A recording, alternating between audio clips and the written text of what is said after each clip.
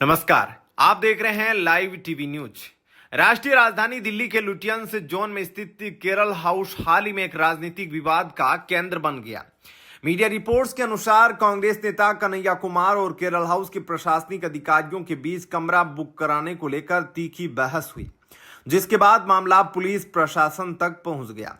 आखिर क्या है यह पूरा मामला, दिल्ली में स्थित विभिन्न राज्यों के राजभवनों के नियम क्या कहते हैं, और क्या इस घटना के बाद कांग्रेस पार्टी के भीतर कन्हैया कुमार की वर्तमान राजनीतिक भूमिका को लेकर सवाल उठ रहे हैं।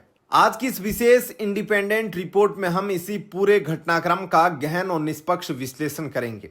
आइए सबसे पहले समझते हैं कि 28 जुलाई के आसपास वास्तव में क्या हुआ था। रिपोर्ट्स के अनुसार कन्हैया कुमार अपने कुछ परिचितों के ठहरने की व्यवस्था कराने के उद्देश्य से दिल्ली स्थित केरल हाउस पहुंचे थे। आपको बता दें कि केरल हाउस केरल सरकार द्वारा संचालित एक राज्य भवन है, जहां आमतौर पर राज्य के मुख्यमंत्री, मंत्री, विधायक, प्रशासनिक अधिकारी और आधिकारिक प्रतिनिधि ठहरते हैं। उस समय दिल्ली में विभिन्न सामाजिक और राजनीतिक संगठनों के प्रदर्शनों के सिलसिले में केरल से कई वरिष्ठ प्रतिनिधि और नेता आए हुए थे, जिसके कारण केरल हाउस में कमरों की उपलब्धता बेहद सीमित थी।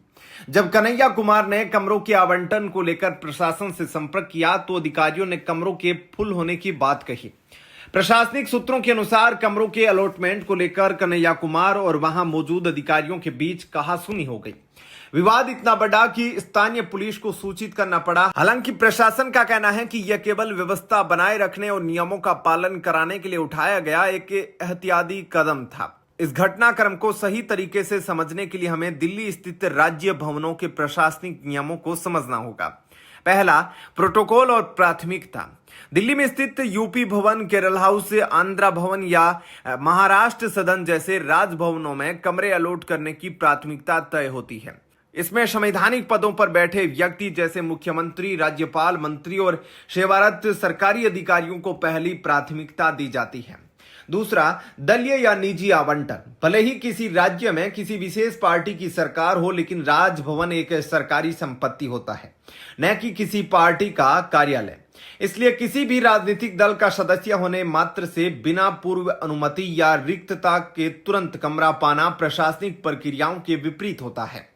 इसी प्रोटोकॉल और अतिथियों की अधिक संख्या के कारण केरल हाउस प्रशासन ने तत्कालिक रूप से कमरा उपलब्ध कराने में असमर्थता जताई थी।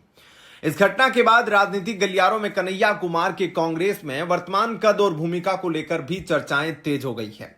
कन्हैया कुमार, जिन्होंने जवाहरलाल नेहरू विश्वविद्यालय छात्र संघ के अध्यक्ष के रूप में अपनी पहचान बनाई थी, 2019 के लोकसभा चुनाव में बिहार के बेगूसराय से भारतीय कम्युनिस्ट पार्टी सीपीआई के उम्मीदवार के रूप में चुनाव मैदान में उतरे थे, जहां उन्हें हार का सामना करना पड़ा था।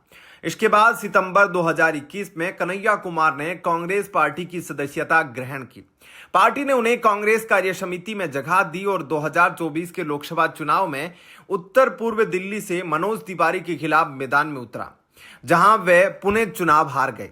राजनीतिक विश्लेषकों का मानना है कि एक ओर जहां कांग्रेस उन्हें एक युवा और प्रखर वक्ता के रूप में आगे बढ़ाती रही, वहीं दूसरी ओर क्षेत्रीय स्तर पर स्थानीय नेताओं और प्रशासनिक तंत्र के साथ समन्वय की कमी ऐसे विवादों का कारण बनती है।